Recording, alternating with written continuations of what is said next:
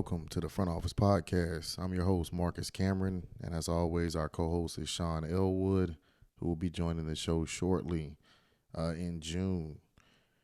We got a lot to unpack tonight in reference to game one of the finals, the Denver Nuggets versus the Miami Heat. I picked the Heat to win tonight and win the series 4-3. Elwood has the Nuggets winning in the gentleman's sweep 4-1. Denver, as we all saw tonight, won tonight by 11. That's going to be 1 for Elwood and 0 for me, unfortunately. I saw a lot of things online tonight in reference to Denver in 3 and Denver in 1, and Denver in 2. I'm not backing down off my Heat pick. I would rather kind of break the game down. Let's discuss what happened, what we saw. And I'm still confident in the Heat. Honestly, it was kind of weird watching a game where I'm not really a fan of either team and being so invested in it because we started a podcast, so we want to make sure that we're being accurate with our information and trying to give real basketball opinions, really break down the game, not really trying to get into the whole chatty patty portion of sports or anything like that. Really just a raw sports show in regards to making sure that we're analyzing everything from what we can see from a fan standpoint. Of course, we can't break it down like ESPN. We just don't have that type of technology. Working on it. But let's get to it. Let's start with Denver first. Denver was very aggressive, as I thought they would be coming out. And when I mean aggressive, I mean physical. Aaron Gordon, I believe, was 6 for 6 in the first half, or the first quarter, actually. All paint points. I don't think he shot one jump shot. Jokic didn't take a shot till midway in the second quarter. Murray was spectacular. He was great. I knew he was going to have the advantage in reference to the matchup. And surprisingly, they actually did put Gabe Vincent on him a few times. I thought Denver's coaching staff did a really good job, especially in transition. When they got out, for some reason, Gabe Vincent or a smaller guy ended up being on Aaron Gordon because he was shooting and running straight to the rim, which is something that they teach you as a big man when you're smaller. It's kind of like a fundamental thing. When you run the floor as a big man, you run to the basket. With today's NBA, because everybody can shoot the three, a lot of big guys slow down, try to catch that trailer three, or maybe even run to the corner, which is why a lot of guys who watched the game back in the day don't like the NBA. A lot of people saying the series is boring, and I understand that. I don't have an issue with people not really wanting to tune in. I knew it wasn't going to be a highly anticipated series just because you don't have mega stars in this series. Jokic is arguably the best player in the NBA. Jamal Murray is up there. Jimmy Butler, like I said before, I think he's top 5. But there's no LeBron. There's no Kevin Durant. There's no Steph Curry in these finals. And those guys are like a lightning rod for media and attention and just household names to kind of pay attention to. Is something that, you get up with your friends and be like, oh, let's go watch the Golden State game, or I'm throwing something on the grill, LeBron's playing tonight in the finals or something like that.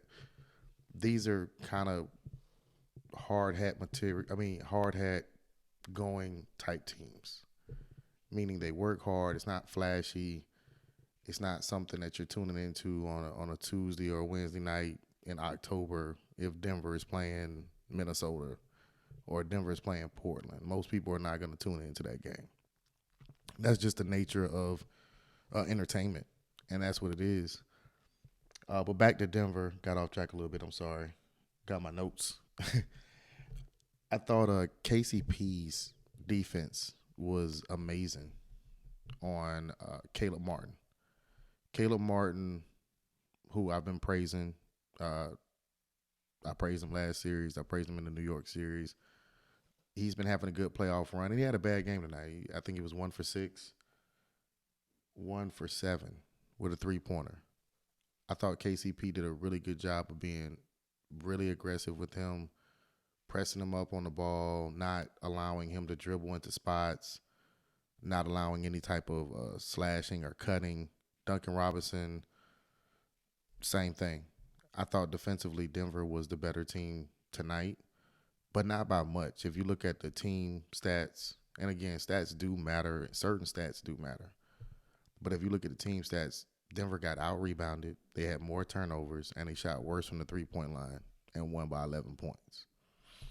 I know what you're saying, like, oh, well, that means the Heat just can't win because if they did all those bad things, they should not be able to be up 1-0 currently.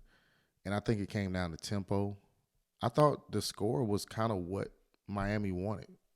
I think Denver had 104, Miami had 93. It might have been 103 to 94.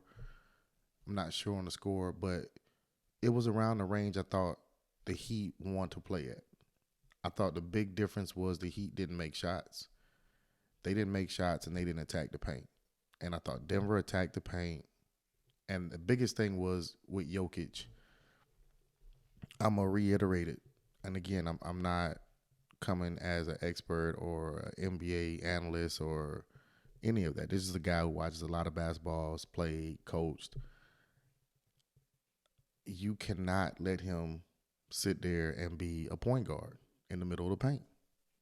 You can't do that. You have to, and I thought Bam did a really good job at first.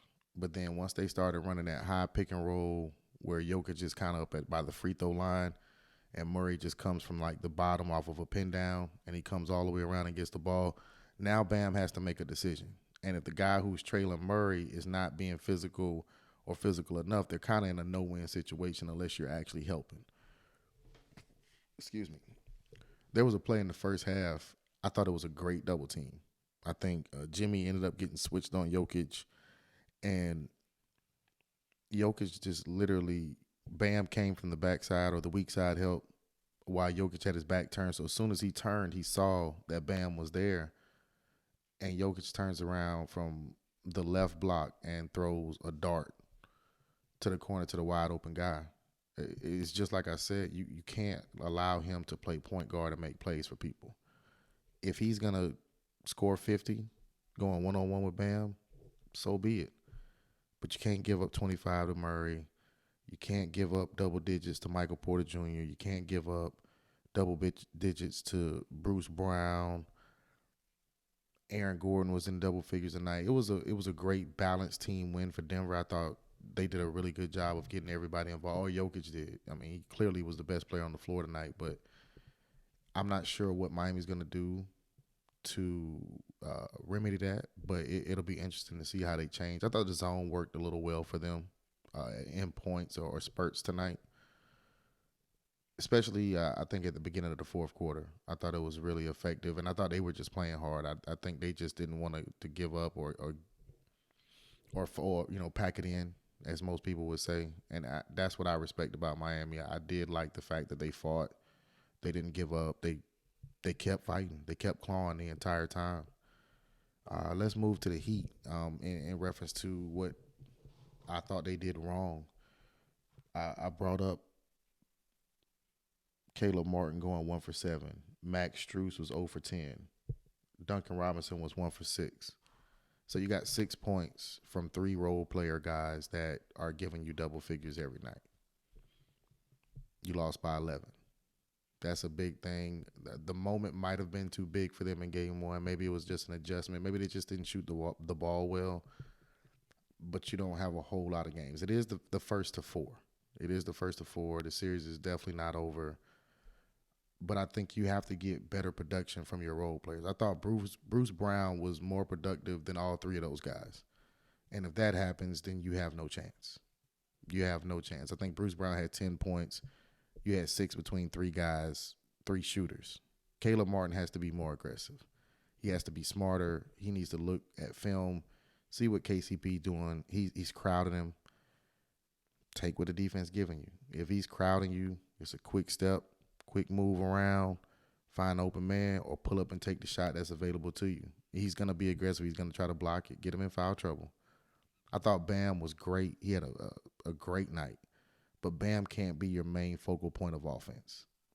I said it before, and I'll say it again. Bam is not going to outplay Jokic. But what he can do is bother him and make him work on the other end, which I thought he did that tonight. I thought Bam was great. Jimmy, Hemi, buckets, he's still Hemi. I still think he's a top 5 player. He had a bad night. Didn't shoot the ball particularly well. I think he got up 14 shots. He's got to get more shots than that. I thought I know he's the catalyst for attacking the paint.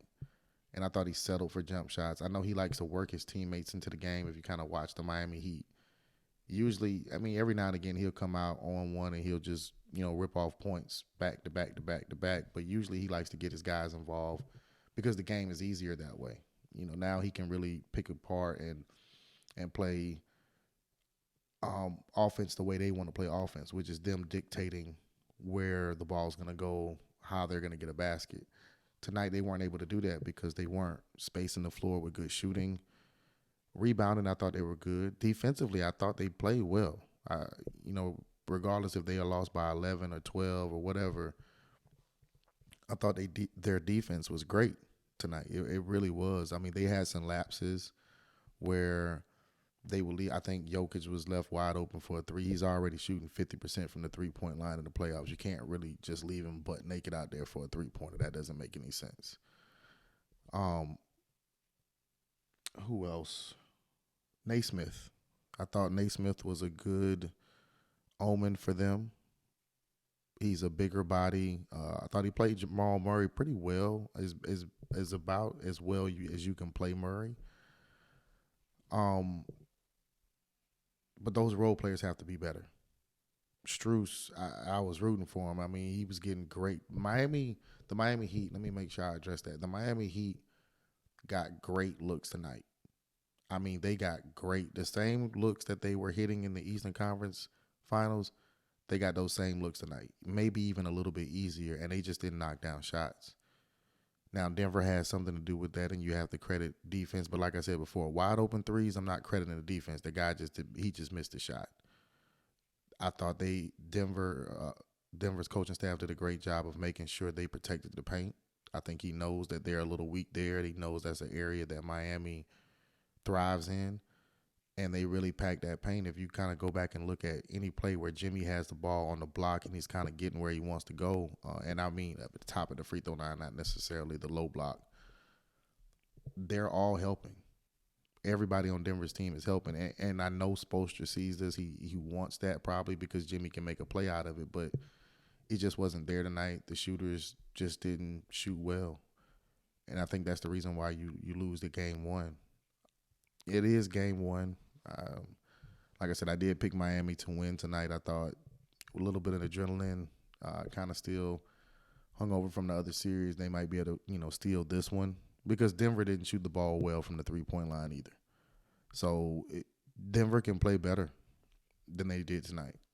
And I know Miami can play better. So I'm a basketball junkie. Like, this series is not for your average fan. And like I said before, I completely understand that. It's not for a guy who's not really into basketball. I'm a basketball junkie. I can watch anybody play.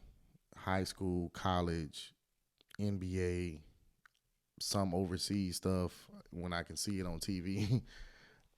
But I'm a real basketball junkie, and I appreciate the game of basketball. I appreciate the chess match that we're about to see with these coaching staffs and how they make adjustments, and can they actually make adjustments effective enough to make the other coach have to make an adjustment. That's always interesting to me how that works and how that happens, and you can see the good coaches from the bad. Both of these coaches are really good, Mike Malone and his staff. Denver is going to make you pay if you don't make shots.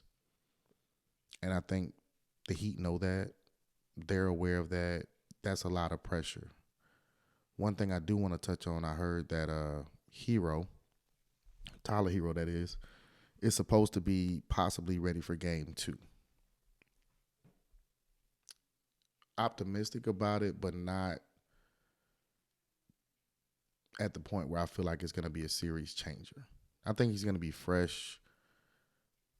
We don't know, if the hand is still, if it's 100% or if he still has some linger. So shooting may not be a great fit. He's not the greatest defender in the world, but he is a great one-on-one player. He really is a great one-on-one player, and he does make good decisions a lot of times when he has the ball in his hands. That could be helpful. I thought Kyle Lowry was good tonight. He shot the ball well, gave them some really good minutes. Gabe Vincent had a really good game. I just think he's a real liability on the defensive side of the ball, and Denver knows it. Wherever he is, that's where they're going.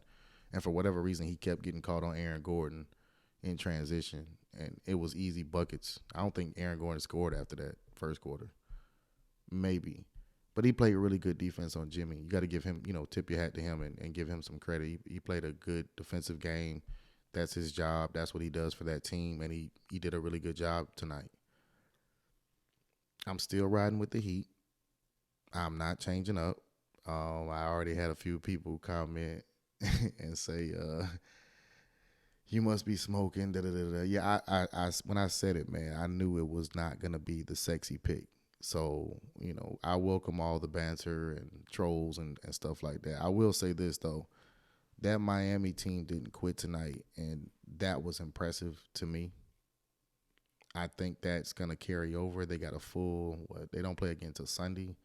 Today's Friday, so they got a full 2 days rest, kind of catch up, maybe go over some film, maybe put in some different strategies. I'm not sure if Spo's going to change the lineup or not. I'm not sure you want to go ahead and make that play just yet. It is only game 2. Kevin Love. No Kevin Love tonight. I haven't looked into that. I don't know if he was injured or he was just on the do not play list, but no Kevin Love tonight. I thought Kevin Love could have helped you out as far as stretching the floor. He's definitely going to be a little bit of a defensive liability, but I think if you pick and choose where you play him, he can be really effective, and he does rebound the ball very well. He's a big guy. I think Kevin Love's I know he's at least 6'8", might be bigger than that. So Miami has a lot to work on. Great win for Denver. Great team win. Porter Jr. didn't shoot the ball particularly well, but he played defense. I thought his defense was really good. So it's gonna be it's gonna be interesting. It's gonna be a lot of banter in the morning about this series is over with and this. We try to give you the real over here. Denver could absolutely win the next 3 games, no problem. They're just that good. They really are just that good. But I do believe Miami still has some fight in them. I like their confidence. When you look at them on the podium and when they're talking and getting interviewed, it almost comes across like they know something that nobody else knows. And that's why I went with them. I love the confidence because a team like that, when they're confident, they're dangerous. They're extremely dangerous. In a perfect world, the breakdown of this series will go, Denver's obviously won game 1. I was wrong about that. I would say Miami steals 1 in Denver, the game 2. Denver and Miami wins game 3. Denver wins game 4, going back home, tied up for 2-2. And then they split the last 3, with Miami getting a big win in Denver to win it all. That's the dream scenario for me. Of course, Elwood would like to see Denver get to 4 as much as possible. As fast as possible. So we'll see how it plays out. Just want to, as always, thank our subscribers, anybody that's tuning into the channel. We really appreciate all the support, feedback, whether it's positive or negative. Like I said, we try to keep this independent and as raw and uncut as we possibly can without offending anybody. So, like I said, as far as shows are concerned, we got a lot coming. We're going to be definitely making more videos with me and Elwood. Right now, again, my guy, he's closing on a house. That's a hectic process. Anybody who's done it knows it can drive you crazy. So I don't want to put all that pressure on them because this is all a learning experience, even just buying the equipment and things of that nature. So really appreciate everybody who's been rocking with us so far. I won't see you guys again until Sunday. Yep. I will do a preview video probably Sunday morning and see if I can maybe get Elwood to give me a pick for game 2. He did pick Denver for game 1. He did think that Heat was the best opportunity to steal game 1, but we'll see what his picks are on Sunday. I'll make my pick as well. Any questions or concern, we will have an Instagram as well as a Facebook page coming very soon. Just trying to get all the info and pictures and things like that right to make sure. We just want to make sure we're getting it out to as many people as possible. I'm going to go ahead and check on out, and I'll see y'all on Sunday. Peace.